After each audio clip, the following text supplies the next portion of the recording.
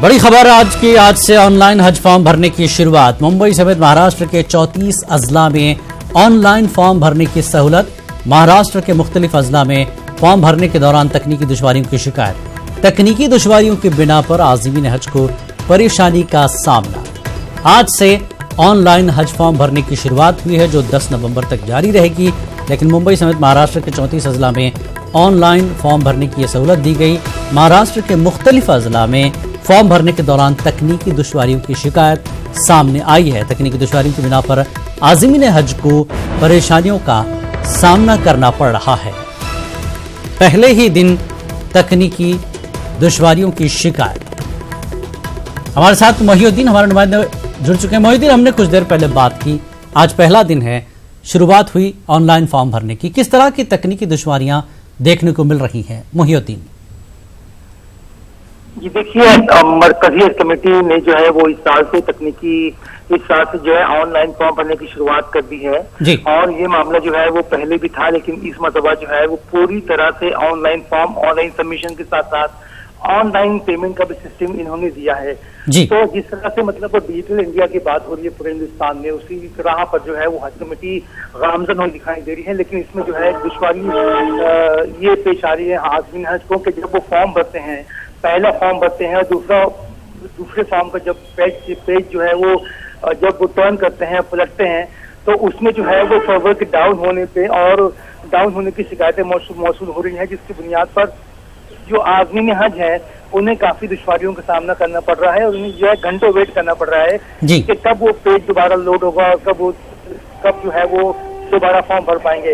तो इस तरह की शिकायतें जो हैं वो महाराष्ट्र के मुख्तलिफ जिलों से आई हैं। इसमें धुलिया है, औरंगाबाद है, नासिक है और उसके आसपास की जो अजला है उसमें जो है शिकायतें आई हैं। हमने हज कमेटी से बात करने की कोशिश की तो हज कमेटी का ये कहना है कि ये शिकायतें जो है वो बहुत ही जल्द 2 घंटे के अंदर जो है सॉल्व कर ली जाएगी। ये तकनीकी मामला है और आज पहला दिन था जिसकी बुनियाद पर ये चीजें जो है वो रूनुमा हो पाई हैं और इसको जो है वो पूरी तरह से इस पर काबू पाने की कोशिश की जा रही है। जी, बहुत बहुत शुक्रिया मोहिउद्दीन। तो नाजरीन, ये थे हमारे नुमाइंदे मोहिउद्दीन। मुख्तलिफ अजला से महाराष्ट्र के जिस तरह से शिकायतें आई हैं कि फॉर्म भरने में जो दिक्कतें तकनीकी हैं वो सर्वर डाउन की पहली शिकायत है, जिसकी वजह से पूरी तरह से फॉर्म भरा जाना थोड़ा सा मुश्किल हो रहा है आज़मीन हज के लिए। आगे बढ़ेंगे। पीडीपी के रुकने पार्लियामेंट नज़ीर अहमद लावे ने वज़ीर आज़म नरेंद्र मोदी को एक मकतूब लिखकर वुज़रा के ग्रुप को कश्मीर रवाना करने की गुजारिश की है। नज़ीर अहमद लावे ने उनके मकतूब में वादी के मौजूदा हालात पर तशवीश का इजहार किया। उन्होंने वादी के सियासी लीडरों और आम शहरियों की नजरबंदी या हिरासत को बिलाजवाज करार दिया। पीडीपी रुकने पार्लियामेंट ने कहा कि इस तरह के इक़दामात लोगों का एतमाद जीतने में माविन साबित नहीं हो सकते। नज़ीर अहमद लावे ने वादी में मौसलाती निज़ाम को मुअत्तल करने को भी नामुनासिब करार दिया और कहा कि मुख्तलिफ शोबे इससे मुतासिर हुए हैं। नज़ीर लावे ने सबका साथ, सबका विकास और सबका विश्वास पर अमल करने की जरूरत पर जोर दिया। इस पूरे मामले पर बात करते हैं। मनोज कौर हमारे साथ मौजूद है। मनोज, जिस तरह से नज़ीर अहमद लावे ने खत लिखा है कि लीडरों को भेजा जाए और कई चीजों पर सवालात उठाए हैं, क्या कुछ इस खत के जरिए वो बताना चाहते हैं सरकार को? क्या मांगे और हैं इनकी? हाँ देखिए, यही मांगे हैं जिनका आपने जिक्र किया है और उसकी तफसील इस तरह से। एक तो वो बोलते हैं कि कुछ ग्रुप एक भेजा जाए कश्मीर वैली के अंदर, जो ये देखे कि वहाँ के हालात किस तरह के हैं और उसके बाद एक रिपोर्ट दी जाए और उसके साथ ही सरकार जो है अपनी तरफ से कुछ कोशिशें करें ताकि जो मामूलाती जिंदगी है कश्मीर वैली के अंदर वो दोबारा बहाल हो सके पूरी तरह से। दूसरा जो उनका कहना था कि जिस तरह से मोबाइल फोन की जो पाबंदी है, मोबाइल फोन सर्विसेज जो बहाल नहीं हो रही है, उससे काफी दिक्कत का सामना। उन्होंने उसमें ये जिक्र किया है कि चाहे वो स्टूडेंट तबका हो, तालिब इल्म हो या फिर बिजनेसमैन हो, उनका ये कहना है, अपने खत में उन्होंने ये लिखा है कि उन्हें काफी दिक्कत हो रही है। आजकल मॉडर्न टेक्नोलॉजी का जमाना है और ऐसे में अगर मोबाइल फोन नहीं चलते, मोबाइल इंटरनेट नहीं चलता है तो जाहिर है लोगों को काफी दिक्कत का उसमें सामना करना पड़ेगा। साथ ही उनकी ये भी मांग है कि जितने भी डिटेनीज हैं, हालांकि उसमें उन्होंने पूरी तरह से ये साफ नहीं किया है कि क्या वो सिर्फ मेन स्ट्रीम पॉलिटिशियंस की बात करते हैं या फिर सेपरेटिस्ट की भी। उन्होंने ये कहा है कि जो लोगों को हिरासत में लिया गया है उन लोगों को छोड़ दिया जाए ताकि जो वादी के हालात में सुधार देखने को मिले। जिलानी हमने देखा पहले भी कोई कई पार्टीज हैं जिन्होंने ये लगातार कोशिश की है कि जो मुझे डिमांड की है, माफ कीजिएगा, कि जितने भी मेन स्ट्रीम पॉलिटिशियंस हैं उनको रिहा किया जाए। और हमने देखा कि जिस तरह से कई सियासी लीडरों के, खासतौर पर जो अपोजिशन पार्टीज के लीडरान थे, चाहे वो जम्मू में थे या कश्मीर में थे, उन्हें नजरबंद किया गया था या गिरफ्तार किया गया था, हिरासत में लिया गया था एहतियात के तौर पर। उसमें से जम्मू में जितने भी लीडरान थे उन्हें छोड़ दिया गया। आज भी 3 लीडरान के बारे में हमारे पास खबर है कि उनको छोड़ा जा रहा है। तो ये पहले से ये डिमांड से जो आज नजीर रावत जो कि राज्यसभा नंबर है पीडीपी के, उन्होंने भी दोहराई है। और डिस्ट्रिक्ट जो स्टेट एडमिनिस्ट्रेशन है उसका ये कहना है कि जैसे हालात ठीक हो जाएंगे, बेहतर हो जाएंगे, तो उसके बाद जो बाकी इस तरह की जो डिमांड है उन पे गौर किया जा सकता है और उन पे गौर किया जाएगा। अब ये देखना होगा कि ये जो लेटर उन्होंने लिखा, जो खत लिखा है वज़ीर-ए-आज़म नरेंद्र मोदी को, उसका क्या जवाब आता है, उसका क्या असर जमीनी सतह पर देखा जाएगा। जी बहुत बहुत शुक्रिया मनोज इस जानकारी के लिए। तो आगे बढ़ेंगे। आरटीसी मुलाजमीन की हड़ताल पर आज हाई कोर्ट में सुनवाई हुई है। तेलंगाना में आरटीसी की हड़ताल चल रही है। अदालत में हुकूमत और फरीकैन ने अपने अपने बयानात कलम बंद करवाए। अदालत ने मुसाफिरीन को बेहतर से बेहतर सहूलियात फराहम करने का हुकूमत को मशवरा दिया। साथ ही जायद किराया वसूल किए जाने पर भी अदालत ने बरहमी का इजहार किया। हुकूमत ने अदालत में अपना मौकफ रखते हुए आरटीसी मुलाजमीन की हड़ताल को कानून के खिलाफ करार दिया है। वहीं दूसरी जानब दरख्वास्त गुजार ने हड़ताल को मुलाजमीन का हक करार दिया। फरीकैन के बयानात को सुनने के बाद अदालत ने मामले की अगली समाअत 15 अक्टूबर तक के लिए मुलतवी कर दी है। आगे बढ़ेंगे। पंजाब एंड कोऑपरेटिव बैंक यानी पीएमसी बैंक घपला मामला थमने का नाम नहीं ले रहा है। बैंक पर लगाई गई पाबंदियों से नाराज ग्राहकों ने आज मुंबई बीजेपी दफ्तर में दाखिल होकर एहतजाज किया। यह एहतजाज उस वक्त किया गया जब मरकजी वजीर खजाना निर्मला सीतारमण प्रेस कॉन्फ्रेंस करने वाली थी।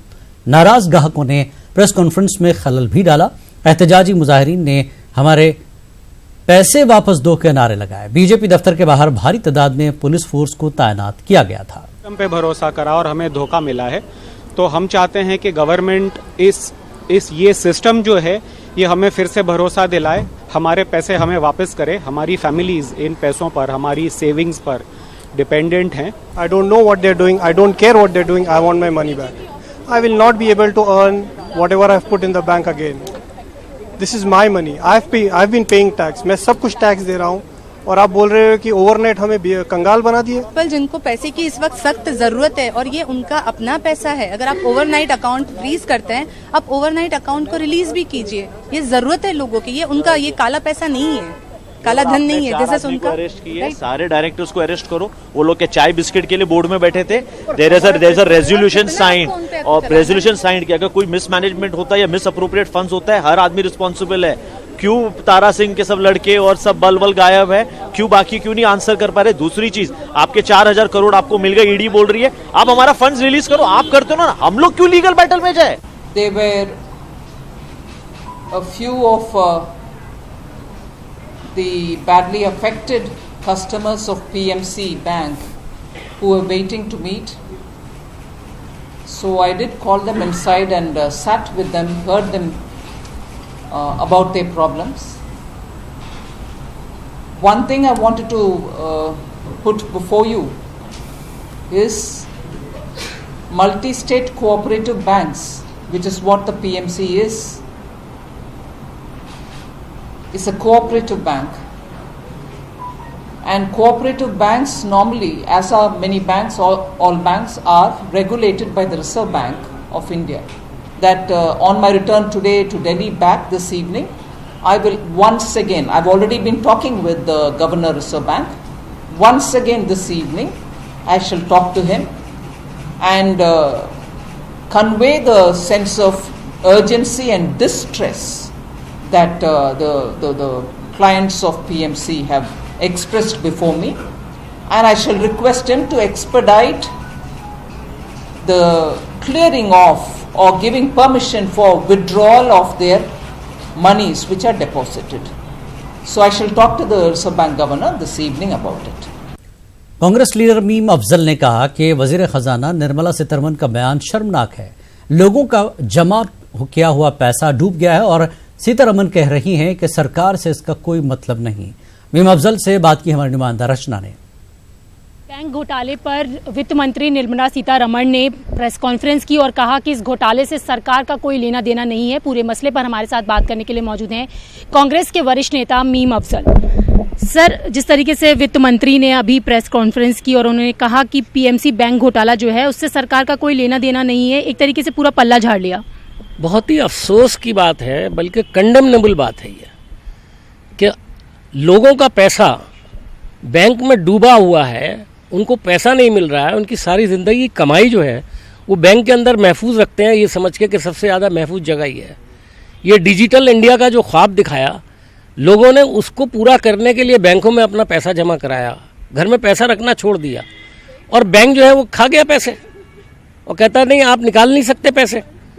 और आरबीआई ने जो इंस्ट्रक्शन जारी कर दी, पहले 10,000 की, फिर उसके बाद 25,000 की और उससे पहले उससे भी कम की थी। तो ये एक बहुत ही शर्मनाक एक बयान है। वो कहती है मैं आरबीआई से गवर्नर से जाकर बात करूंगी। वो दिल्ली से गई थी तो उन्हें आरबीआई के गवर्नर से पहले बात करना चाहिए था। वहाँ जाके कम से कम कोई ऐसा ऐलान करते कि लोगों की तसल्ली होती, लोग समझते कि हमारे देश की वित्त मंत्री आज बम्बई के अंदर ऐसा ऐलान कर रहे हैं कि जो लोग परेशान हैं उनकी राहत का कोई सामान होता। वहाँ जाकर ऐसे जाहिर कर रहे हैं कि हमारा तो कोई लेना देना ही नहीं है, तो फिर किससे लेना देना है। इसी आरबीआई से सरकार ने 1,78,000 करोड़ रुपया लिया। क्यों लिया? तो आपका और आरबीआई का पैसा लेने का रिश्ता तो है, और जब देने की बात आए तो आरबीआई से आप बात करेंगे। तमाम लोगों की परेशानी की बात आपने कही, तमाम लोगों के बैंक अकाउंट भी यहाँ पर थे, फेस्टिवल का सीजन है, तो ऐसे में ये बयान उनके लिए कितना ज़्यादा तकलीफदेह है? बहुत ही अफसोसनाक है। मेरे ख्याल है रोते हुए लोग अब बुरी तरह से बिलबिला के रो रहे होंगे, और क्यों नहीं रोएंगे? उनका पैसा डूब गया और आप कह रहे हैं कि सरकार से कोई लेना देना नहीं है। इससे ज़्यादा अफसोस की बात क्या हो सकती है? इन लोगों में कोई सेंस नहीं, मुझे लगता है कोई एक्सपीरियंस नहीं है, जो मुंह में आता है वो बोलते हैं। बम्बई में इलेक्शन है, पूरे महाराष्ट्र में इलेक्शन है, इस पूरे स्कैंडल की गूंज पूरे इलेक्शन में सुनाई दे रही है, उसके बावजूद इसकी कोई बात नहीं कर रहा। प्याज, आलू, टमाटर, इसके दाम आसमान को छू रहे हैं। कॉमन आदमी परेशान है। 500 रुपये का नोट लेकर आता है और चंद पाव सब्जियां खरीद के अपने थैले में वापस लेकर के आता है। पूछिए ना 500 रुपये किस तरह कमाए जाते हैं। इनमें से किसी ने कभी कमाया हो तो पता हो। ये तो लाखों करोड़ों के बिजनेस कर रहे हैं एक तरह से बैठे हुए। सरकार को पहला काम ये करना चाहिए, जिन बैंकों को से पैसा नहीं मिल रहा है, सबसे पहले उन बैंकों को पैसा दे करके एक आम जो ग्राहक है उसको पैसा मिलना शुरू होना चाहिए। सर, तो इस तरीके से लोग परेशान हैं, ऐसे में तो आरबीआई की साख पर भी सवाल खड़े होते हैं। बिल्कुल होते हैं। आरबीआई हमारा एक तरह से कस्टोडियन है, और अगर वो इस मामले को सिर्फ इंक्वायरी की हद तक देख रहा है, पहले उन्होंने ऑर्डर किया 1,000 रुपया, फिर उसके बाद कहा 10,000 रुपये, फिर कहा 25,000 रुपये, तो ये जो आप आहिस्ता आहिस्ता करके बढ़ा रहे हैं पैसे, आप सीधा क्यों नहीं कहते आपका पैसा महफूज है, मिलेगा?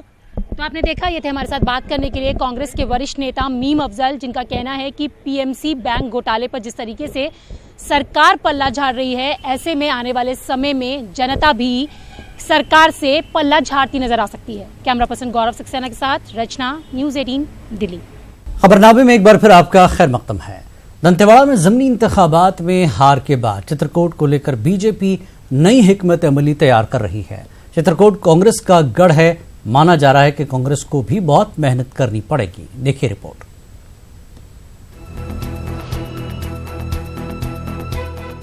दंतेवाड़ा में हार के बाद बीजेपी ने बदली हिकमत अमली। आला लीडर संभालेंगे तशहीर की कमान। क्या चित्रकूट में चलेगा बीजेपी का जादू? दंतेवाड़ा के दंगल में शिकस्त के बाद चित्रकूट में बीजेपी नए सिरे से तैयारी कर रही है। लच्छू राम कश्यप को मैदान में उतारने के बाद तशहीर की जिम्मेदारी पार्टी के आला लीडरों को दी गई है। चित्रकूट में दशहरा के बाद जिन बड़े लीडरों का आवामी जलसा होगा, उनमें रमन सिंह, मरकजी वजीर रेणुका सिंह, विक्रम असेंडी और धर्मलाल कौशिक शामिल हैं। बीजेपी की कोशिश है कि हर इलाके में लीडर पहुंचे और आवाम तक अपनी बात पहुंचाएं। जीत हार एक अलग विषय हो सकता है, लेकिन व्यक्ति को पसंद करना एक बहुत बड़ी चीज़ होती है। और मुझे लगता है इन 10 महीनों के अंदर में जब से कांग्रेस की सरकार आई है, इस छत्तीसगढ़ का एक एक आदमी इस बात को महसूस करता है कि वास्तव में इस प्रदेश का ऐसा कोई मुख्यमंत्री हो तो डॉक्टर रमन सिंह जैसा होना चाहिए। इधर कांग्रेस की जिम्मेदारी यहाँ के साबिक रुकन असेंबली और बस्तर मेंबर पार्लियामेंट दीपक बैज के कंधों पर है। चित्रकूट में कांग्रेस ने नए चेहरे राजमन बेंजाम को मैदान में उतारा है। भले ही पिछले नतीजे यहां कांग्रेस के हक में रहे हों, लेकिन बीजेपी की बदली हिकमत अमली के आगे कांग्रेस को काफी जोर आजमाइश करनी पड़ सकती है। इसलिए वजीर आला भूपेश बघेल और रियासती इंचार्ज पीएल पुनिया का प्रोग्राम भी चित्रकूट में मुनक्किद किया जाएगा। बीजेपी के आवामी प्रोग्रामों को लेकर कांग्रेस का कहना है कि रमन सिंह की तशहीर से कांग्रेस को नुकसान नहीं बल्कि फायदा होगा। आज बस्तर में सुख, शांति और समृद्धि का वातावरण है। पूरा प्रदेश विकास के रास्ते पे आगे बढ़ रहा है। इसमें भाजपा की रणनीति से कोई फर्क नहीं पड़ने वाला है। और भारतीय जनता पार्टी के लोग जितना ज़्यादा दौरा करेंगे, खासकर रमन सिंह जी की जितनी सभाएं होंगी, कांग्रेस को उतना ज़्यादा लाभ होगा। चित्रकूट ज़िमनी इंतखाबात के लिए जोर आजमाइश दोनों तरफ से हो रही है। किसके तशहीर से किसको फायदा मिलेगा और किसे नुकसान होगा, ये तो चुनाव के नतीजे ही बताएंगे। लेकिन इतना जरूर है कि दंतेवाड़ा की सीट खोने के बाद बीजेपी नई हिकमत अमली के साथ मैदान में उतरेगी और कांग्रेस का गढ़ होने के बावजूद यहां कांग्रेस को कड़ी मेहनत करनी होगी। रायपुर से न्यूज़ 18 के लिए देवव्रत भगत की रिपोर्ट। यूपी मदरसा बोर्ड ने रियासत के 500 से ज्यादा इमदाद याफ्ता दीनी मदारिस के साथ एक बार फिर मजाक किया है। मदरसा बोर्ड ने निसाब से बाहर एनसीईआरटी की सैकड़ों किताबें दीनी मदारिस को सप्लाई कर दी हैं, जो मदारिस ने निसाब में शामिल नहीं हैं। एनसीईआरटी की ये सभी किताबें आला दर्जात से ताल्लुक रखती हैं। इनमें साइंस, रियाजी, हिंदी और अंग्रेजी की किताबें शामिल हैं। दीनी मदारिस के जिम्मेदार का कहना है कि उन्होंने इस तरह की किताबों का हुकूमत से कभी मुतालबा नहीं किया, लेकिन इसके बावजूद हुकूमत ने इन किताबों को मदारिस पर मुसल्लत कर दिया है। मदारिस के सामने बहरानी हालत पैदा हो गई है कि अब इन किताबों का क्या किया जाए। हम लोगों ने बिल्कुल डिमांड नहीं किया, किसी ने डिमांड नहीं किया। हमने तो बल्कि इसकी मुखालफत भी किया था कि एनसीईआरटी किताबें बहरहाल एक एतबार से महंगी भी हैं, एक दूसरे एतबार से हमारे सतह इल्मी से बालातर हैं। लिहाजा ये चीज़ें जो है जब भी नाफिज किया जाए तो पहले से नाफिज, यूपी बोर्ड का मुकाबला अरबी बोर्ड से नहीं किया जा सकता है। और अगर यही तो रवाज आपने निकाल दिया कि हर जगह पर हम मुकाबला करें, तो सबको नहीं चलिए ना। फिर संस्कृत वालों को भी आइए यहाँ पर, खाली ये मदारिस ने कौन सी गलती किया है। यही बात तो समझाने वाला तो कोई मिल ही नहीं रहा ना। उन्होंने तो खाली एक ऑर्डर पास किया कि फला जगह आपकी किताबें रखी हैं, आप जाकर उसको उठा लें। उसको भी हमने पैकेट आपने हमसे जो है वो रिसीव करवाए, क्योंकि हम खुली किताबें थी नहीं। अब जब हम उसको ला के देख रहे हैं तो दरमियान में कुछ किताबें पुरानी उसमें लगी हुई हैं। किताबों की जो कंडीशन है, यूँ भी छोटे बच्चे हैं अगर, तो उनको संभाल पाना मुश्किल होता है। वो पहले ही से फटी हैं सारी किताबें, मिसप्रिंटेड है उसमें। तो ये सारी चीज़ें हैं। अब उसको फरियाद मेरी समझ में नहीं आता है कि हम लोग किससे ये बात कहने जाएं। उन जो किताबें दी उसमें बहुत से हमारे ना कोर्स में है ना हमारे मकसद की है। मसलन आलिम के इम्तिहान, जिसको उन्होंने अब सीनियर सेकेंडरी कहा है, ऐसे सीनियर सेकेंडरी जो बाहर हैं उनके लिए तो है, ठीक है। हमारे यहाँ फिज़िक्स केमिस्ट्री का कोई ऐसा कोर्स ही नहीं था अब तक। तो हमारे यहाँ तो टोटली दिनियात है। मुल्क की दीगर रियासतों की तरह कर्नाटक के मुसलमानों को भी कब्रिस्तान की जरूरत है। इस मसले पर न्यूज़ 18 उर्दू ने बेंगलुरु में कर्नाटक रियासती वक्फ बोर्ड के दफ्तर का दौरा किया। मुजीबुल्लाह गफारी ने कहा कि कर्नाटक में मुख्तलिफ अजला में 342 कब्रिस्तानों की जरूरत है। इस सिलसिले में मुस्लिम तंजीमों ने अपने इलाकों के तहसीलदार, डिप्टी कमिश्नरों को दरख्वास्त दी हैं। बेंगलुरु में कब्रिस्तानों की अशद जरूरत है, लेकिन अब तक नए कब्रिस्तान के लिए कहीं भी जगह मंजूर नहीं हुई है।